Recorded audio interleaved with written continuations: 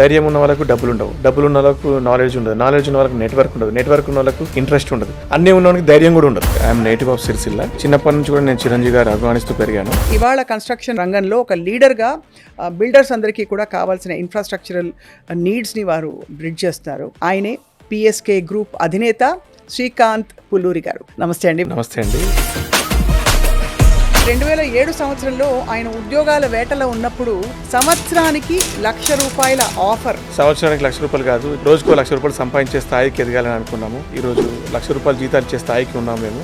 ఇది కాదు జీవితం, నేను ఇంకా కూడా ఏదో చేయాలి లైఫ్లో. ఇప్పుడు చిరంజీవి గారు ప్రజారాజ్యం పార్టీ పెట్టడం జరిగింది. కొంచెం పొలిటికల్ యాక్టివిటీస్లో చాలా యాక్టివ్గా ఉండేవాళ్ళం.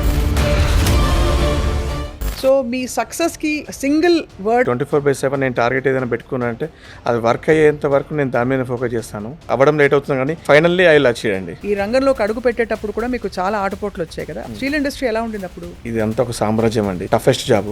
నా మైండ్ సెట్ ఎప్పుడు కూడా కాంపిటీషన్ అనే మైండ్ సెట్ లేదు, నాకు కొలాబరేషన్ అనే మైండ్ సెట్తోనే ఉన్నాను. వాళ్ళు ఎలా సక్సెస్ అయ్యారు. మీకు ఎక్కడైనా బాగా పర్సనల్గా బాధ? కరోనా నాకు 2 నేర్పించిందండి. కొంత ఫైనాన్షియల్గా లాస్ అయ్యాను. ఎక్కడైనా did you face set backs at all? ప్రతిరోజు మార్నింగ్ లేవగానే లేబర్తో మాట్లాడాను, తర్వాత లారీ డ్రైవర్లతో మాట్లాడాను, తర్వాత కస్టమర్లతో మాట్లాడాను, డీలర్స్తో మాట్లాడాను.